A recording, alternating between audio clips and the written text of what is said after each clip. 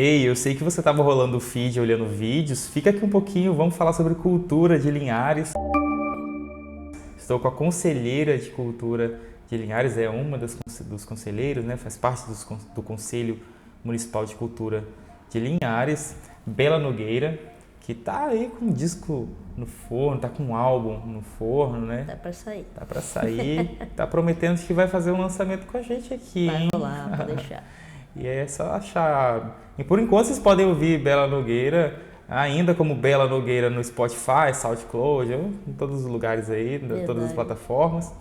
Mas mudou, né, recentemente para Nogueira, uma proposta nova, um projeto novo, e nós estamos aguardando ansioso para sair o disco que se chama Avenida Saudade. Avenida Saudade. Estou só acompanhando pelas redes sociais e a gente vai divulgar aqui em primeira mão no Em Dia é esse. Mas o assunto hoje é sobre gestão municipal da cultura de Linhares. O que é o Conselho? Como funciona o Conselho? O que o Conselho impacta nesse mercado cultural do município? Bom, Luan, o Conselho Municipal de Cultura, né, a gente chama carinhosamente de CONCUT, porque é uma sigla muito grande. O CONCUT, ele atua em áreas decisivas, né, definitivas, assim, na hora da gente conceber o plano de cultura de um município, designar recursos para editais, realização de eventos, virada cultural do município, geralmente, que já tem, né. Atualmente, Linhares, desde 2018, na verdade, foi assinada a lei do Fundo Municipal de Cultura, né.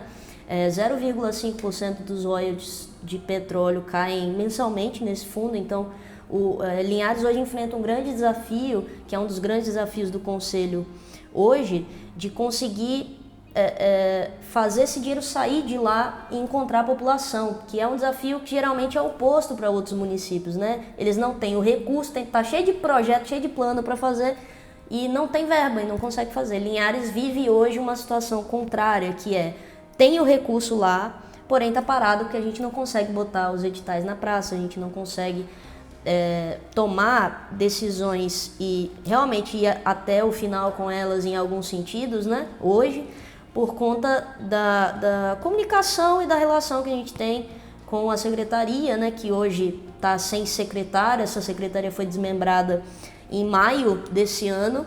E um secretário tinha sido indicado para o cargo, ele acabou sendo exonerado e desde então nenhum outro nome surgiu, a prefeitura até hoje não indicou nenhum outro nome, então o conselho meio que está tentando dar conta, preocupados com a população, né? Como que esse edital vai chegar para a população, de tentar trabalhar com o secretário atuante hoje, coitado, que ele está rodando pratinho lá em 2 secretarias agora, 2 pastas cada, então está bem difícil, porque a gente entende a correria que está lá e a demanda de trabalhos para o atual secretário, né? Mas a gente está trabalhando muito para que a prefeitura faça essa indicação urgentemente, para que coloque um secretário à disposição do setor, inclusive porque leis fortíssimas estão a caminho, né? A Lei Paulo Gustavo, Lei Aldir Blanc II, são recursos que a gestão, né, do novo governo Lula já informou que vão entrar para o calendário de 2023 e não 2024, como a PEC do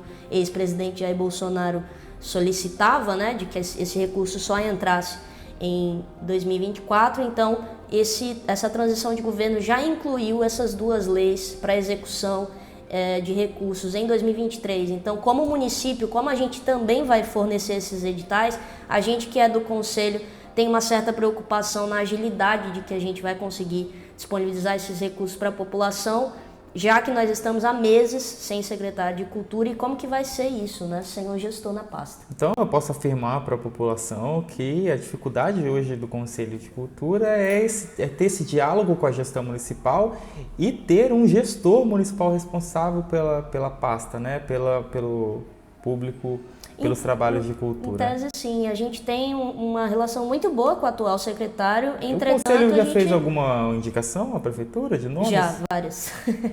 Já fizemos. Porém, a gente entende que a Prefeitura tem autonomia na nomeação desse secretário. Porém, e a gente entende também, né, que o município tem várias pastas para resolver, mas a cultura de um município é algo essencial. É a classe que mais foi prejudicada durante esse período pandêmico, então a gente tem uma certa urgência. E é um recurso que já está em caixa, né? Isso é um recurso que não sai necessariamente do município, são recursos de royalties que ficam Sim, parados ali, não são destinados para nada, quando né? a gente Não, fala não do vai para a fundo, saúde, sim. não vai para a educação. É um recurso que tem que ser gasto com cultura. Com cultura, então, sim. No isso Fundo também Municipal de Cultura, não é gasto novo para o município. Não, né? não. É só a gestão desse recurso. Exatamente. 50% da gestão desse recurso vem através do conselho, através do fomento com editais. Então a gente geralmente produz editais, joga na mão da secretaria. Como não existe um secretário hoje apenas para a pasta, uma vez que foi desmembrada essa secretaria, hoje ele é Cultura, Turismo, Esporte e Lazer, né? Então a gente tem um secretário para cuidar, teoricamente, de 2 secretarias. A gente havia também pontuado junto ao Legislativo e ao Executivo que não era momento de desmembrar essa secretaria, justamente porque teríamos essa dificuldade.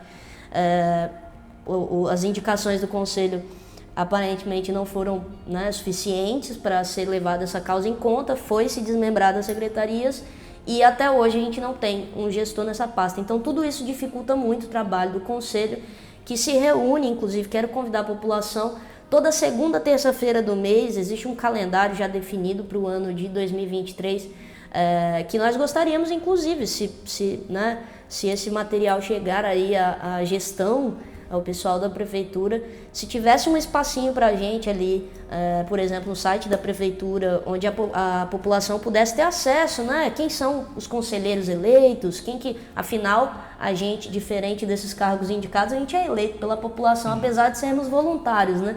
Mas seria bacana ter uma aba assim, espacinho ali no site da prefeitura, com telefone, e-mail, a gente não tem esse espaço. Das reuniões, exato, né? A gente não tem esse espaço. Então, como a gente segue um regimento, o conselho é embasado em cima de uma lei, a gente não tem essa liberdade, essa autonomia, por exemplo, de criar nossas próprias redes, de fazer, né?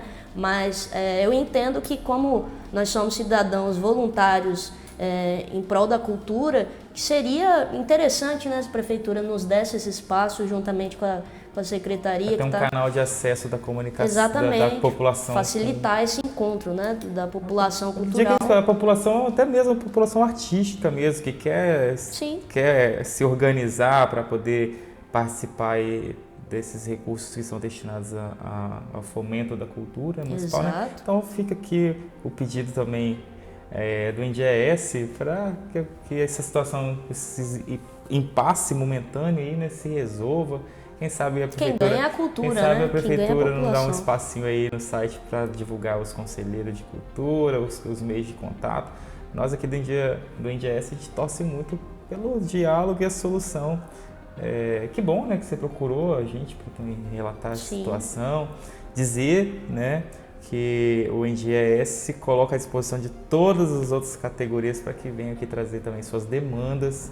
É muito importante e é de interesse da população saber o que ocorre, os recursos que estão aí disponíveis para serem utilizados, né? E para isso, Luan, basta a população também comparecer às reuniões, né? É muito importante a participação da população nas reuniões, porque coisas importantes são decididas todas ali. Todas as segundas-feiras? Segunda, terça de cada mês. Então, é uma terça-feira todo mês. Segunda, terça-feira de cada mês. Isso, geralmente cai lá pro dia 8, 9, 10 do mês.